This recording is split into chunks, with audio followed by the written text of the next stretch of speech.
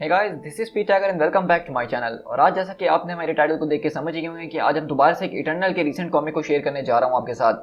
तो जैसा कि आप सब जानते हैं कि इटर्नल्स की कॉमिक इस वक्त काफी ज्यादा इंटरेस्टिंग चल रही हैं, जहां पे हमें कुछ टाइम के अंदर ही एक जबरदस्त किस्म का स्टोरी इवेंट देखने को मिलने वाला है, जिसके अंदर म्यूटेंट्स, एवेंजर्स, इटर्नल्स, ये सारे के सारे लोग जो है एक साथ एक दूसरे के खिलाफ नजर आने वाले हैं। और इस सब की शुरुआत हमारे लास्ट एपिसोड यानी कि इटर्नल्स के इशू नंबर 10 से हो चुकी थी, जब हमने देखा था कि इटर्नल्स बेसिकली एवेंजर्स के बेस के अंदर घुसते हैं उनको इन्फ्लेट करने के लिए। तो जिस तरह आपने देखा कि उस सारी की सारी स्टोरी का जो हमारा मेन पॉइंट है वो थैनोस है, कि किस तरीके से थैनोस अपने आप को मशीन से जोड़ना चाह रहा है, अपने आप को कंप्लीट करना चाह रहा है। तो उसी के अंदर हमारे पास ये वन शॉट कॉमिक को रिलीज किया गया है, जो कि हमारी उसी स्टोरी के एस्पेक्ट के ऊपर कंटिन्यू करेगा। और हम देखेंगे कि किस तरीके से थैनोस जो है अलग अलग तरीकों से अपने आप को इटर्नल बनाने की कोशिश कर रहा है। तो ये कॉमिक बहुत ज्यादा इंटरेस्टिंग किस्म का होने वाला है, जिसके अंदर इटर्नल्स की बहुत ही पुरानी हिस्ट्री का पार्ट जुड़ा हुआ है। तो मैं आपको रिकमेंड करूंगा कि इस पूरी वीडियो को आप लोग जरूर देखिएगा एंड तक, क्योंकि इसके अंदर हमें कोई एक्शन वगैरह तो देखने को नहीं मिलने वाला, लेकिन जो कुछ भी इसके अंदर हमें हिस्ट्री बताई जाने वाली है वो हमारे आगे वाले कॉमिक्स के लिए बहुत ही ज्यादा इंपॉर्टेंट होने वाली है। तो गाइस, मैं पूरी उम्मीद करता हूं कि अब तक आपने चैनल को तो सब्सक्राइब कर ही दिया होगा, लेकिन अगर आप चैनल पे फर्स्ट टाइम आए और इस तरह की ऑसम मार्वल कॉमिक्स को हमारे चैनल पे एंजॉय करना चाहते हैं, जो कि हम डेली बेसिस पे शेयर कर रहे हो, तो चैनल को सब्सक्राइब करना बिल्कुल भी मत भूलिएगा। तो इसी के साथ अपनी आज की इस वीडियो को स्टार्ट करते हैं।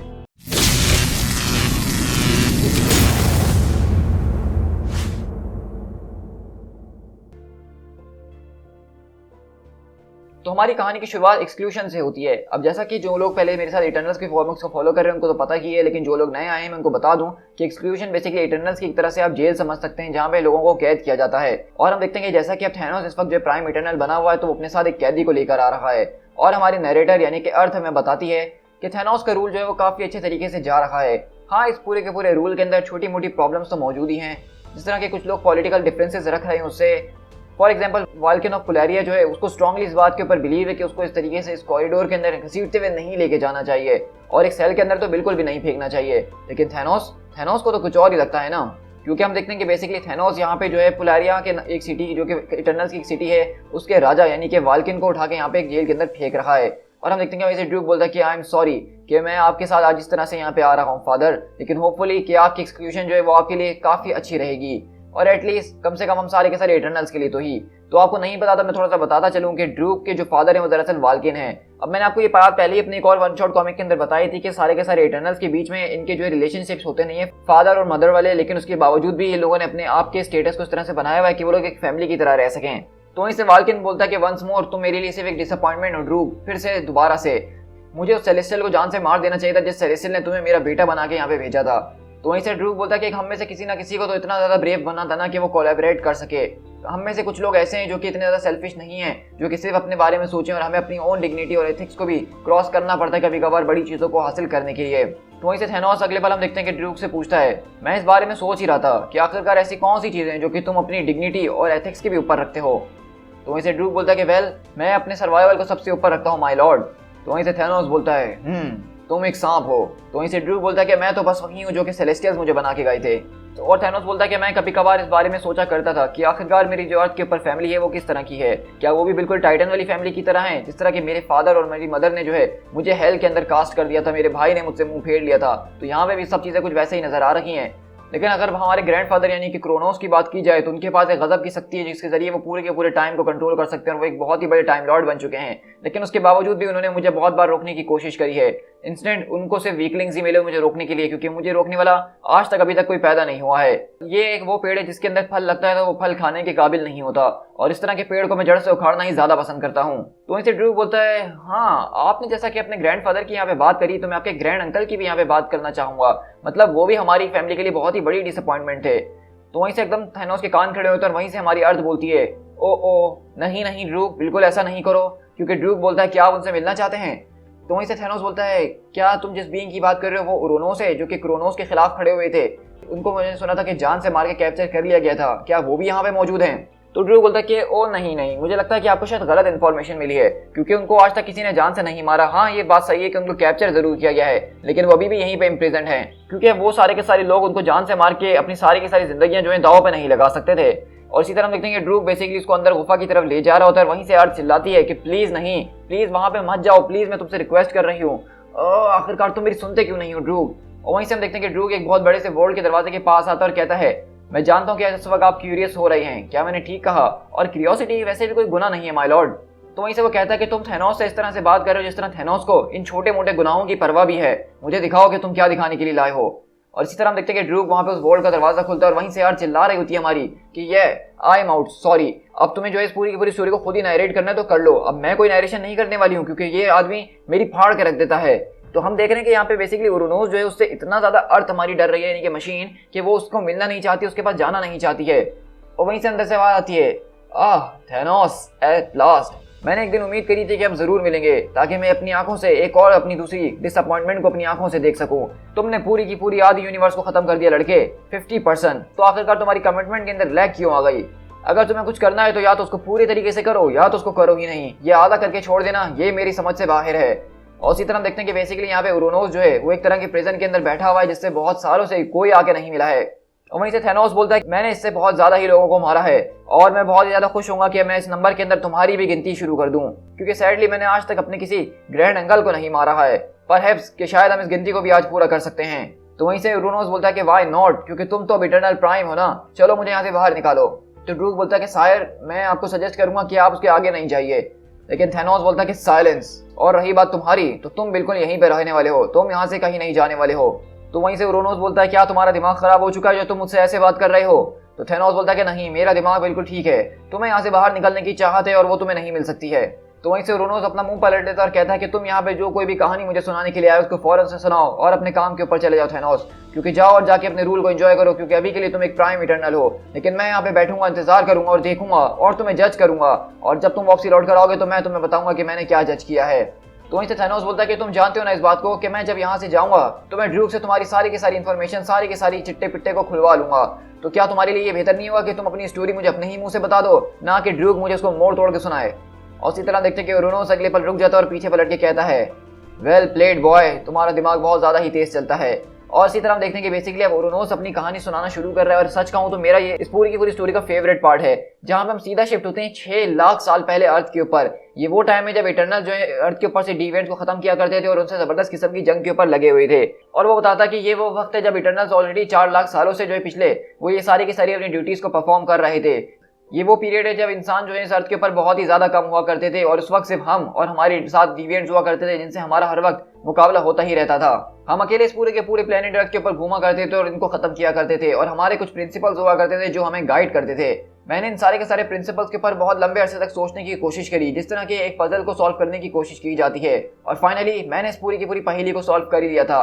करेक्ट एक्सेस डिविएशन, जो इटर्नल का थर्ड प्रिंसिपल था, वो हमारा डेली काम था, क्योंकि रोजाना ही एक न एक लेमूरियन बीस्ट जो है वो डिविएट करके खतरनाक किस्म के मॉन्स्टर के अंदर बदल जाया करता था। तो वो फिर हमारा काम हुआ करता था कि हमें उस एक्सेस डिविएशन को करेक्ट करना है। I am the keeper of the secret Arsenal of the machine, मैं जो हूँ इस पूरी की पूरी मशीन के सीक्रेट आर्सेनल का कीपर हुआ करता था। इस पूरी की पूरी मशीन के पास जितने भी सीक्रेट वेपन्स थे उन सबको मैं समन कर सकता था, उनके सारी की सारी चीजों को मैं जंग के अंदर इस्तेमाल किया कर सकता था। वो सारी की सारी कॉस्मिक फायर वो मेरे कमांड के ऊपर थी। लेकिन मैं उरोनोस द अनडाइंग, जिसके पास इतनी ज्यादा शक्तियां थी, जिसके पास इतना ज्यादा ज्ञान था, वो भी अपने इस पूरे के पूरे प्रिंसिपल से रेजिस्ट नहीं कर पाता था। जो ये प्रिंसिपल सेलेस्टियल्स ने हमें दिया था, हमें उसको किसी भी हाल में पूरा करना था, जो कि एक्सेस डिविएशन का है।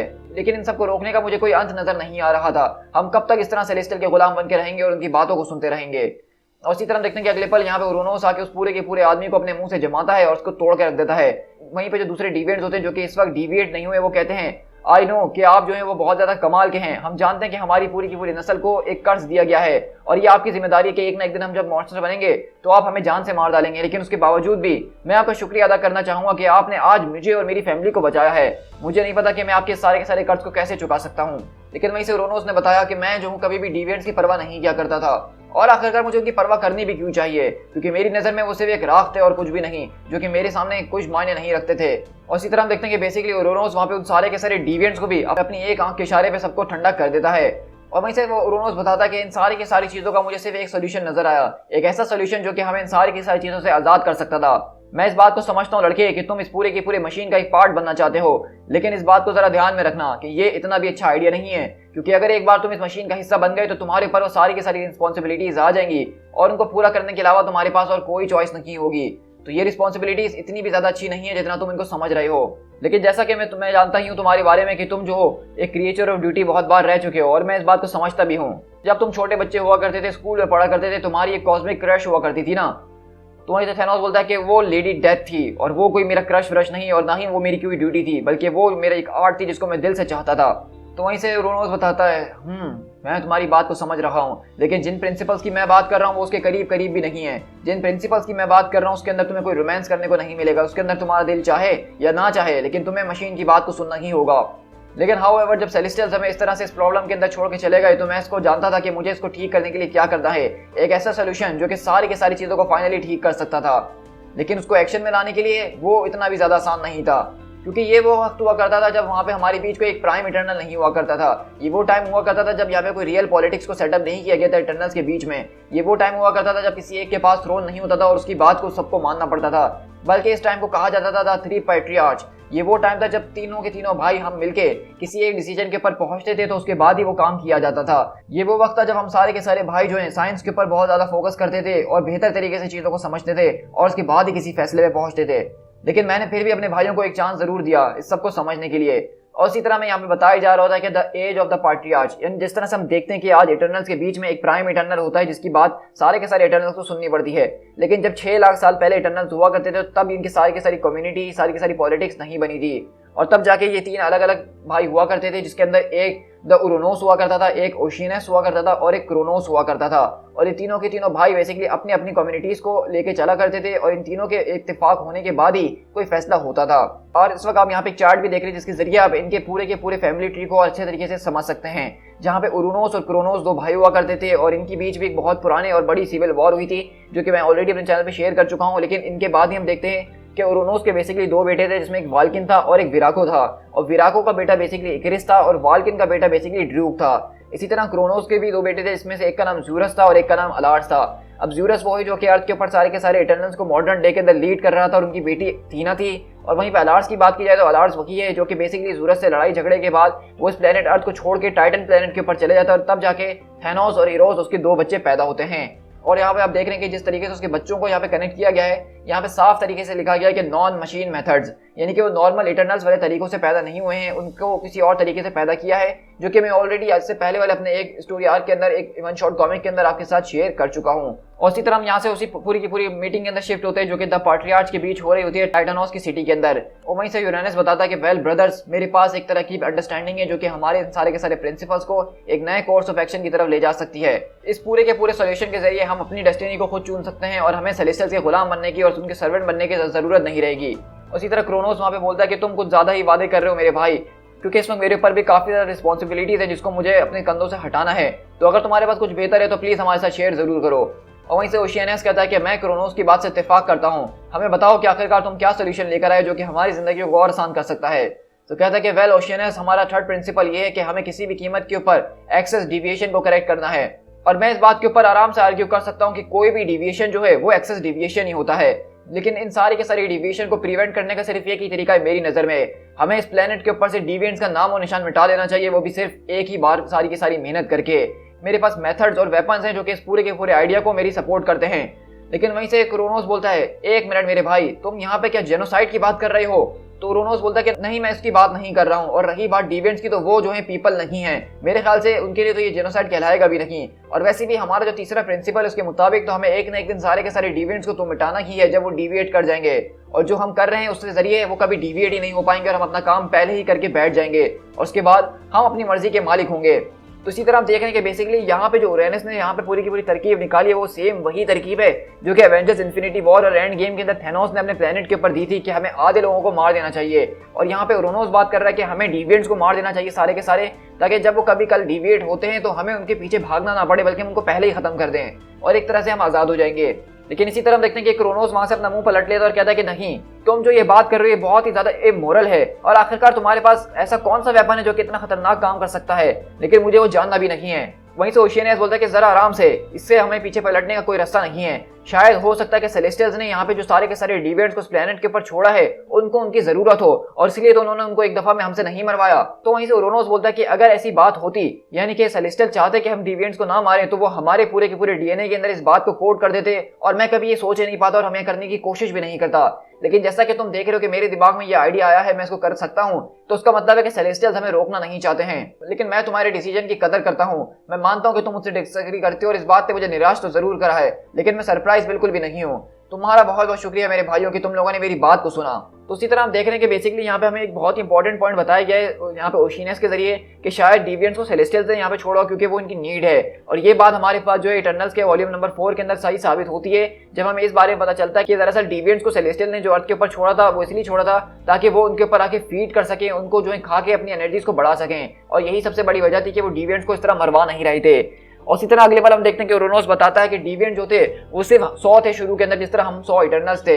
लेकिन अगर आज हम डिविएंट्स की तरफ देखें तो वो पूरे के पूरे घोंसले बना के ऐसे रह रहे हैं जैसे उनकी पॉपुलेशन कभी खत्म होने का नाम ही नहीं लेगी। और ये जितने भी हैं, चाहे वो लाखों हो या करोड़ों हो, उनमें से सबके अंदर ये सारी की सारी प्रॉब्लम्स मौजूद हैं। यानी कि वो एक न एक दिन एक्सेस डिविएशन की तरफ जाएंगे और वो खतरनाक किस्म के मॉन्स्टर्स बन सकते हैं। उनमें से कोई भी जो है वो हमारे लिए डिस्ट्रैक्शन बन सकता है। उनमें से एक छोटा सा कीड़ा भी जो कि कभी डिविएट कर गया वो हमारे लिए एक डिस्ट्रैक्शन बन सकता है। मुझे ये बात समझ में नहीं आ रही थी कि मेरे ब्रदर्स ने इस पूरे के पूरे आइडिया को रिजेक्ट क्यों करा, जबकि मैंने उनको इतना क्लियरली सब कुछ समझाने की कोशिश करी। और उन लोगों ने मुझसे कहा कि मुझे इस तरह के वेपन्स नहीं बनाने चाहिए। वेल, वो अगर ये सोचते तो वो बहुत ही बड़े पागल हैं। क्या मेरे भाइयों को वाकई में लगा था कि इस अर्थ के ऊपर पिछले 4 लाख साल मैंने सिर्फ अपने हाथ के ऊपर हाथ रख के बिताए हैं? क्या मैंने इसके अलावा अपनी कोई और हॉबी को अपने परस्यू नहीं किया होगा? और इसी तरह देखते हैं कि अगले पल उरेनस जो है वो बेसिकली समंदर के अंदर आता है जहाँ पे डिविएंट्स की एक सिटी मौजूद होती है। और वो अपने हाथ के जरिए अपने खतरनाक किस्म के कोई वेपन को जो है वहाँ पे एक्टिवेट करता है। और वो वेपन इतना ज्यादा खतरनाक होता है कि उसके पूरे के पूरे ब्लास्ट रेडियस से वहां पे जितने भी डिविएंट्स होते हैं वो सब जो है इंसेंटिग्रेट हो जाते हैं। और इसी तरह उरेनस बोलता है कि मेरी पहली स्ट्राइक जो थी वो एक कंप्लीट जेनोसाइड तो नहीं थी जिस तरह से मेरे भाइयों ने सोचा हुआ था। हाँ, ये कह सकते हो कि इसके अंदर मेरी अपनी लैक ऑफ ट्राइंग थी, इस वजह से मैं इसको पूरी तरीके से सही नहीं कर पाया। लेकिन इसके जरिए मुझे पता चल गया कि मैं अगर ये दोबारा करूंगा तो मैं इसको बहुत अच्छे तरीके से कर सकता हूँ। और मैं इस बात को भी जानता था कि अगर मेरे भाइयों को ये बात पता चली तो वो शायद मुझे रोक भी सकते हैं। लेकिन इसी तरह उरेनस बोलता है, यूरेनस टू द ऑल यूरेनाइट्स, मेरे भाइयों हमें जो एक स्टेटस को जो यहाँ पे बनाना है, हमें अपने लोगों को फ्री करना है। Publish the decree, we march to omni genocide. और इसी तरह हम देखते हैं कि बेसिकली उरेनस ने यहाँ पे एक तरह से अपनी एक सिविल वॉर शुरू कर दी अपने दोनों भाइयों के खिलाफ। और वो अपने सारे के सारे लोगों को अलग लेके जाने लगा और उसने अपने 3 नए प्रिंसिपल्स बनाए जिसको वो फॉलो करता था। सबसे पहला कि करेक्ट एक्सेस डिविएशन, और उसकी नजर में कोई भी डिविएशन जो है वो एक एक्सेस डिविएशन ही है। और इसके जरिए उनको सारे के सारे डिविएंट्स को सर्च के ऊपर से खत्म करना है ताकि वो इस पूरे के पूरे अपने पहले रूल से आजाद हो सके। इसके बाद उसका जो दूसरा प्रिंसिपल था वो ये था कि उनको इस मशीन को प्रोटेक्ट करना है, यानी कि वो प्लेनेट अर्थ की बात कर रहे हैं जो कि सारे के सारे इटर्नल्स की जिम्मेदारी है। तीसरा ये है कि उनको सेलेस्टियल्स को प्रोटेक्ट करना है, चाहे सेलेस्टियल्स ने उनको कैसा भी बनाया हो, उनको कुछ भी करने पे मजबूर क्यों ना किया हो, लेकिन इन दी एंड वो उनके गॉड्स हैं, उन्होंने ही उनको बनाया है। इसलिए इटर्नल्स की जिम्मेदारी है कि वो किसी भी कीमत के ऊपर सेलेस्टियल्स को तो प्रोटेक्ट करेंगे ही। और इसी तरह थैनोस बताता है कि हाँ, इसके बाद की तो मुझे कहानी पता है कि तुमने सारे के सारे भाइयों के खिलाफ एक जंग करी और उस जंग को तुम हारे भी। तो उरोनोस बोलता है कि हाँ, मैं हारा क्योंकि मुझसे किसी ने गद्दारी करी थी। और हम देखते हैं कि वो यहाँ पे किसी और को नहीं बल्कि ड्रूक को बोल रहा होता है। और ड्रूक बोलता है कि तुमसे गद्दारी इसलिए की गई क्योंकि तुम ऑलरेडी हार चुके थे। मैं उस तरीके को जान गया था कि मुझे अब क्या करने की जरूरत है, क्योंकि तुम लोग ने उन सारी की सारी चीजों के ऊपर ध्यान नहीं दिया था कि अगर हम हार जाएंगे तो उसके बाद जो तुम लोग पीछे छोड़ के जाओगे उनका क्या होगा, और उसके ऊपर कोई भी ग्रेटफुल नहीं रहने वाला। और इसी तरह हम देखते हैं कि जब उरोनोस वहां से चले जाता है इस पूरे के पूरे प्लैनेट छोड़ के, तो हम देखते हैं कि वहीं से क्रोनोस आता है ड्रूक के पास और कहता है कि आखिरकार तुम मुस्कुरा क्यों रहे हो, क्योंकि ये सारा का सारा खून तुम्हारे हाथों के ऊपर भी लगा हुआ है। तो ऐसे ड्रूक बोलता है कि अगर मैं उन सारे के सारे यूनाइट्स को ज्वाइन नहीं करता और उनको ज्वाइन करने के बाद उनसे गद्दारी नहीं करता तो इस अर्थ के ऊपर और भी ज्यादा खून मौजूद होता और ये जंग कभी खत्म ही ना होती। आपको हमेशा से जो है इक्रिस पसंद था, लेकिन इक्रिस और मेरे बीच जंग के अंदर कोई डिफरेंस नहीं है। वो पंच करता है, वो चीजों को उठा के फेंकता है, वो एक एक्ट करता है हीरो की तरह। मैं इस बात को अंडरस्टैंड करता हूँ कि आपको हीरोइक स्टाइल कुछ ज्यादा ही पसंद है और इसलिए आपको उसके रिजल्ट हमेशा ही अच्छे लगते हैं फादर। लेकिन हम में से कुछ लोग जो हैं वो रिजल्ट से ज्यादा कंटेंट के ऊपर बिलीव करते हैं कि इस जंग के आखिर में क्या होता है वो ज्यादा इंपॉर्टेंट है। लेकिन उसके बाद उन्होंने मेरी तरफ देखा और कहा कि तुम किसी चीज के अंदर विश्वास नहीं करते हो ड्रूक। लेकिन वो मुझे कभी समझ ही नहीं पाए कि मैं क्या सोचता हूँ और मैं कैसे सोचता हूँ। तो वहीं से उरोनोस बोलता है कि हाँ, वो तुम्हें कभी समझ नहीं पाए हैं, लेकिन एटलीस्ट मैं तुम्हारे बारे में इतना तो जान ही चुका हूँ कि तुम सिर्फ अपने सर्वाइवल और उसको जिंदा रखने के बारे में कुछ भी कर सकते हो। और हैंस, जब तुमने मुझे उनके सामने पकड़वाया तो तुमने इस बात की शर्त रखी थी कि वो मुझे जिंदा रखेंगे और ये तुमने बहुत अच्छे तरीके से किया। फेस्टोस ने जो है मुझे नल पॉइंट चेन्स के जरिए बांध दिया था जिसके जरिए मैं हिल भी नहीं पा रहा था। और हम देखते हैं कि बेसिकली उरोनोस को यहाँ पे कैद कर लिया गया था और उसके भाई बोलते हैं, क्या तुम अपने डिफेंस में कुछ कहना चाहोगे? तो कहता है कि नहीं, कोई भी मशीन जो है वो अच्छे तरीके से काम नहीं कर सकती जब तक उसको अच्छे तरीके से देख रेख ना की जाए। और जो कुछ भी मैं करने का सोच रहा था मेरी सिर्फ एक ही ख्वाहिश थी कि मैं इस मशीन को एक जन्नत बना दूं। और ये बात तो तुम्हें माननी ही होगी कि जन्नत के अंदर धूल की कोई गुंजाइश नहीं होती है। तो वहीं से क्रोनोस बोलता है कि ये जो तुम बातें कर रहे हो उरोनोस, ये तुम्हारे डिफेंस में से काम नहीं आने वाली हैं। तो वहीं से वो कहता है, I am Uranos of underworld, Uranos the undying. मुझे इस पूरी की पूरी मशीन के ऐसे डार्केस्ट सीक्रेट्स पता है जो कि तुम कभी जान भी नहीं सकते हो। इसके पास ऐसे खतरनाक किस्म के वेपन्स हैं जिनको अगर मैंने डिप्लॉय किया था तो उसको तुमने सिर्फ छोटी सी एक झलक देखी है। अभी इस तरह के ऐसे खतरनाक वेपन्स मौजूद हैं इस पूरी की पूरी मशीन के अंदर जो कि इस पूरी की पूरी मशीन को ही बर्बाद कर सकते हैं। तो ये बात याद रखना कि अगर तुम लोगों ने मुझे मारा तो मेरे साथ साथ ये मशीन भी खत्म हो जाएगी। तो वहीं से क्रोनोस बोलता है कि अगर ऐसी बात है तो उसके माइंड को वाइप कर दो और उसको एक्सक्लूड कर दो हम में से। लेकिन वही कहता है कि अगर तुमने ऐसा भी करने की कोशिश करी तो मेरे अंदर के जो सेफ गार्ड्स मैंने लगाए हैं वो ट्रिगर हो जाएंगे। अगर तुमने मुझे सब कुछ भुलवा दिया तो मेरे साथ साथ ये मशीन भी कुछ नहीं रहेगी। तो शीनियस बोलता है कि ये बात तो इम्पॉसिबल है क्योंकि हमारे जो प्रिंसिपल्स हैं वो तुम्हें इस मशीन को कभी डिस्ट्रॉय नहीं करने दे सकती हैं। तो वहीं से उरोनोस बोलता है कि आपकी बात बिल्कुल ठीक है कि ये मशीन मुझे भी कभी भी अपने आप को डिस्ट्रॉय करने नहीं देगी, ये हमारा प्रिंसिपल है। लेकिन जब आप मेरी याददाश्त को मिटा देंगे तो मैं रहूंगा ही नहीं और ये प्रिंसिपल्स मेरे ऊपर एक्ट नहीं कर पाएंगे। मेरे भाइयों, तुम आखिरकार इस बात को कैसे नहीं समझ पा रहे हो कि मैंने हर एक चीज के बारे में ऑलरेडी सोच के रखा था। अगर तुम लोगों ने मेरी मेमोरीज को भी मुझसे भुलवाने की कोशिश करी तो ये भी एक बहुत ही लंबा गेम होगा और ये जितना भी चाहे लंबा क्यों ना हो जाए इसके अंदर हमेशा तुम्हारी हार ही होगी। और इस तरह कुछ लोगों को लग रहा था कि मैं यहाँ पे सिर्फ ब्लफ करने की कोशिश कर रहा हूँ और कुछ लोग ये भी जानते थे कि मैं कभी ब्लफ करता ही नहीं हूँ। और बाकी के सारे लोग इस बात पे अग्री हो गए कि उनको जो है मशीन के साथ कोई रिस्क नहीं लेना है मुझे मार के। उसी तरह क्रोनोस बोलता है वेरी वेल, अगर ऐसी बात है तो हम तुम्हारे दिमाग से उन सारे के सारे सीक्रेट्स को बाहर निकाल लेंगे और उसके बाद तुम्हें तुम्हारी सजा दी जाएगी। और उसी तरह क्रोनोस बताता है कि मैंने अपने दिमाग के अंदर जो डिफेंसेस लगाए थे वो कोई मजाक मस्ती के लिए नहीं लगाए थे, बल्कि मेरे दिमाग के अंदर कुछ ऐसे डिफेंसेस मौजूद थे जिसको बड़े से बड़े लोग भी खोल के मेरे सीक्रेट्स को चुरा नहीं सकते थे।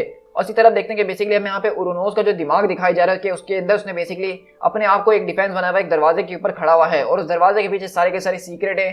और हम देखते हैं कि बाकी जो टेलीपैथिक इटर्नल्स होते हैं वो सारे के सारे अपनी पावर्स का इस्तेमाल करके अपनी फोर्सेस को उसके दिमाग के अंदर भेज रहे होते हैं ताकि उन सीक्रेट्स को निकाल सकें। लेकिन चाहे वो लोग कुछ भी करने की कोशिश क्यों ना कर लें, उरोनोस को कितना भी ज्यादा हर्ट करने की कोशिश कर ले, वो घायल होता था, वो जख्मी होता था, लेकिन कभी हार नहीं मानता था और वो उसी तरह लड़ते ही रहता था और कहता कि आओ मेरे पास, मैं हूं Uranos, I am the dungeon where all light fails, मुझे ज्वाइन करो ताकि हम लोग एक साथ मिलकर रूल कर सकें या फिर हम एक साथ मिलकर सबको मार सकें। लेकिन इसी तरह क्रोनोस और उरोनोस भी उसके दिमाग के अंदर आते हैं और कहते हैं कि वो तो तकरीबन मर ही गया है। तो क्रोनोस बोलता है कि उसके मरने से पहले हमें उसके दिमाग से उस चाबी को निकालना है जो कि उन सारे के सारे सीक्रेट्स को हमें दे सकती है। लेकिन अगर वो मर गया तो हमारे हाथ से सब कुछ चले जाएगा, बस हमें रुकना ही होगा। इसको जो है फौरन से एक्सक्लूशन के अंदर ले जाओ। हमारे लिए बेहतर यही है कि हम उस सारे के सारे आर्सेनल को खो दें, ना कि इस पूरी की पूरी अर्थ को खोएं। और जो सीक्रेट इसके पास मौजूद है वो उसके दिमाग में ही रहने वाले, वो किसी के साथ कभी शेयर नहीं कर पाएगा। और इसी तरह वहीं से उरोनोस बताता है कि उन्होंने अपनी पलक झपकाई, मतलब उनके अंदर डर पैदा हुआ, उन्होंने अपनी आंखें झपकाई और वो हमेशा ऐसा ही करते हैं। और यही मेरे लिए एक सबसे बड़ी डिसअपॉइंटमेंट है कि उनके पास इतनी ज्यादा पावर है उसके बावजूद भी वो डरते हैं। और इसी तरह देखते हैं कि बेसिकली उरोनोस को वो लोग ले जाके इस वाले प्रिजन के अंदर कैद कर देते जहाँ पे वो अभी मौजूद है। और वो बताता है कि इस तरीके से मैंने अपने 6 लाख सालों को यहाँ पे बिताया है। और वहीं से ड्रूक बोलता है कि वैसे तुम्हें इस बारे में तो पता चल ही गया होगा कि अभी रिसेंटली हमने कुछ जो डिस्कवरीज करी है तुम्हारी उनसे सारी की सारी बातें गलत प्रूफ हो जाती हैं। हाँ, सेलेस्टियल्स ने यहाँ पे जो इन क्रिएचर्स को बना के छोड़ा था वो अपने फायदे के लिए ही छोड़ा था, क्योंकि वो एक तरह की एंटीबॉडीज का काम करती हैं जो कि सेलेस्टियल्स के अंदर पैदा होने वाले प्लाग्स को खत्म करती हैं। तो अगर तुम उन सारे के सारे डिविएंट को खत्म कर देते तो तुम सेलेस्टियल्स के खिलाफ जाने की कोशिश करते। तो इसे उरोनोस बोलता है कि तुम्हारी बात बिल्कुल ठीक है, हाँ तुम ठीक कह रहे हो। तो इसका मतलब ये है कि उन्होंने हमारे अंदर इस बात को कोड नहीं किया। इसका मतलब ये है कि हमारे गॉड्स के अंदर भी कुछ कमियां मौजूद हैं। हमारे गॉड्स की क्या डिजायर है वो हमारे लिए अब रेवरेंस नहीं रखती हैं। अब रेवरेंस बस यही रखती है कि हम क्या चाहते हैं, वही मेरे लिए सबसे ज्यादा मायने रखता है कि हम आखिरकार हैं कौन। तो थैनोस बोलता है अच्छा तुम मुझे ये बताओ कि अपनी सारी की सारी फिलॉसफी को जरा 1 मिनट के लिए साइड पे करो और मुझे ये बताओ कि अगर मैंने तुम्हें अभी जान से मार डाला तो इसका मतलब ये है कि तुम्हारे साथ इस पूरी की पूरी दुनिया का भी अंत हो जाएगा। तो वहीं से उरोनोस बोलता है कि हाँ, अगर तुमने मुझे मार दिया तो वहीं से थैनोस मुस्कुराता और बोलता है चलो ये तो मुझे सुन के बहुत ही ज्यादा अच्छा लगा। और इसी तरह उरोनोस बोलता है कि ऐसी बहुत सी चीजें जो कि मैं तुम्हें बताऊंगा तो तुम्हें काफी अच्छा लगेगा। इस ट्रेटर को बोलो यहाँ से फौरन अपनी शक्ल लेके दफा हो जाए क्योंकि मेरे पास तुम्हारे लिए एक तोहफा है। और इसी तरह थैनोस बोलता है कि तुमने सुना ना स्नेक कि तुम यहाँ से बाहर जाओ, हमें अकेले में बात करनी है। और इसी तरह अगले बार हम देखते हैं कि उरोनोस बेसिकली उसके सामने अपना हाथ को चमकाता और बोलता है कि ये वो इम्प्रिंट की है जो कि उस सारी के सारी आर्मरीज का एक्सेस तुम्हें दे देगी जो कि उरोनोस यानी कि मैंने बनाई थी। मैं जो हूँ तुम्हें अपने फेल सेफ को एक्सेस करने का मौका दे रहा हूँ। अगर तुम्हें कभी जरूरत पड़ती है तो उसके अंदर वो ऐसे खतरनाक किस्म के वेपन्स मौजूद हैं जो कि इस पूरी की पूरी मशीन को भी डिस्ट्रॉय कर सकती है। और वहीं से थैनोस बोलता है कि तुमने अपने ही लोगों से मुकाबला करा, उनसे लड़ते रहे ताकि तुम इस सीक्रेट को उनसे बचा के रख सको, और मुझसे तुम आज पहली बार मिले और तुमने मुझे अपना ग्रेटेस्ट सीक्रेट ऐसे ही दे दिया। तो वहीं से ओरोनोस बोलता है कि मैंने अपनी पूरी की पूरी फैमिली को सिर्फ एक डिसअपॉइंटमेंट की तरह ही देखा है। उनमें से किसी के अंदर भी इतना दम नहीं था कि मैं उनमें से किसी को भी इस काबिल नहीं समझता था कि मैं उनको ये सारी की सारी चीजें इनहेरिटेंस में दे सकूं। मैंने अपनी पूरी की पूरी फैमिली को सिर्फ एक डिसअपॉइंटमेंट की तरह देखा, उनमें से कोई भी काबिल नहीं था। लेकिन तुम्हें देख के ऐसा लग रहा है कि तुम शायद वो पहले काबिल इंसान हो हमारी पूरी की पूरी फैमिली में जिसको मैं अपनी ये जायदाद दे सकता हूँ, और जब तक तुम्हारे पास ये जायदाद है तो इसका एंजॉय करते रहो। और इसी तरह थैनोस बोलता है कि तुम्हारा बहुत शुक्रिया grand uncle. Actually no, I think not. Thank you grand uncle. Actually नहीं, मेरे ख्याल से तो नहीं। आपका बहुत शुक्रिया ग्रैंड फादर। और इसी तरह हम देखते हैं कि बेसिकली यहाँ पे ओरोनोस के पास एक ऐसी खतरनाक किस्म की आर्सेनल, ऐसी खतरनाक किस्म की आर्मरी मौजूद है जिसके अंदर उसके मुताबिक ऐसे खतरनाक किस्म के वेपन्स मौजूद हैं जो कि इस पूरी की पूरी मशीन को डिस्ट्रॉय कर सकते हैं। और यहाँ पे उसका मशीन से मतलब ये नहीं है कि वो यहाँ पे कुकर की बात कर रहा है, यहाँ पे वो फ्रिज की बात कर रहा है, बल्कि यहाँ पे वो जिस मशीन की बात कर रहा है उसको प्लेनेट अर्थ कहा जाता है, जिसको इटर्नल्स मानते हैं। यानी कि उसके पास ऐसे खतरनाक किस्म के वेपन्स है जिसके जरिए वो प्लेनेट्स को डिस्ट्रॉय कर सकता है। और अब बेसिकली ओरोनोस ने उसको जो है वो सारे के सारे वेपन्स का एक्सेस दे दिया है कि थैनोस उसको अपनी मर्जी से इस्तेमाल कर सकता है। और साथ ही साथ हमने देखा कि किस तरह से ओरोनोस ने उसको ये बात भी बताई है कि अगर वो मशीन का हिस्सा बन गया तो वो इतनी भी ज्यादा अच्छी बात नहीं है, और उसके बाद उसको सिर्फ मशीन के ही कुछ रूल्स को फॉलो करना पड़ेगा जिस तरह के एक्सेस डेविएशन वाला है। तो क्या वाकई में आपको लगता है कि थैनोस अपने आप को मशीन से जोड़ने की कोशिश करेगा? और ये जो सारे के सारे वेपन्स अब थैनोस के हाथ लगे उनको थैनोस कहाँ इस्तेमाल करने वाला है? तो मेरे पास यहाँ पे थोड़ी सी थ्योरी है। अगर आप रिसेंटली थॉर की पूरी सीरीज को फॉलो कर रहे थे तो उसके इशू नंबर 6 के अंदर हमने एक छोटी सी रिविलेशन देखी थी जहाँ पे थॉर को एक विजन नजर आता है कि थैनोस जो बेसिकली अर्थ के ऊपर वापसी आ चुका है, उसके पास थॉर का हैमर म्योलनर मौजूद है जिसके अंदर इन्फिनिटी स्टोन्स लगे हुए हैं, और वो अपने साथ जो है बेसिकली मार्वल ज़ॉम्बीज वाले जो ज़ॉम्बीज हैं उनको सारे के सारे सुपर हीरोज को ज़ॉम्बी बना के अपने साथ अपनी आर्मी का काम ले रहा है। और उसके साथ साथ उसके हाथ में एक अजीब व गरीब कलर का ब्लैक कलर का ग्लव्स था।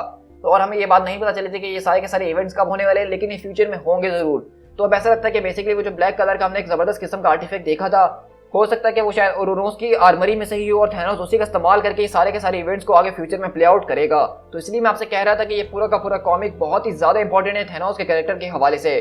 तो आप लोग मुझे कमेंट डाउन करके जरूर बताइएगा कि आपको ये अच्छी वीडियो कैसी लगी है, और अगर आपको ये वीडियो पसंद आई है तो प्लीज जरूर लाइक कीजिएगा, अपने दोस्तों के साथ शेयर करना बिल्कुल भी मत भूलिएगा। और अगर आप चैनल पे फर्स्ट टाइम आ रहे हैं तो चैनल को सब्सक्राइब जरूर कीजिएगा, क्योंकि हम अपने चैनल के ऊपर इसी तरह अपने रिसेंट कॉमिक्स को भी शेयर कर रहे होते हैं, और साथ ही साथ डेली बेसिस के ऊपर हम अपनी पूरी की पूरी मार्वल की टाइमलाइन को फॉलो कर रहे हैं जो कि हमने 2000 से स्टार्ट करी थी। तो अगर आप मार्वल कॉमिक्स के फैन हैं और उनको पढ़ना और सुनना चाहते हैं बहुत सारे डिटेल्स के अंदर, तो आप मेरे चैनल को जरूर फॉलो कीजिएगा। और अगर आपका मूवीज और दूसरी चीजों के अंदर इंटरेस्ट है तो उसके अलावा मेरे दूसरे चैनल को भी सब्सक्राइब जरूर कीजिएगा, जो कि स्पीड टाइगर एक्सप्लेन का चैनल है, जहां पे हम अपनी मूवी सीरीज ट्रेलर ब्रेकडाउन और इस तरह की सारी चीजों के ऊपर बात करते ही हैं। साथ ही साथ मुझे फेसबुक और इंस्टाग्राम पे जरूर फॉलो कीजिएगा ताकि आप लोग मेरे चैनल के हवाले से अपडेटेड रह सकें। So guys, this is Speed Tiger. मिलते हैं अपने किसी और वीडियो के साथ। Till then, thank you so much.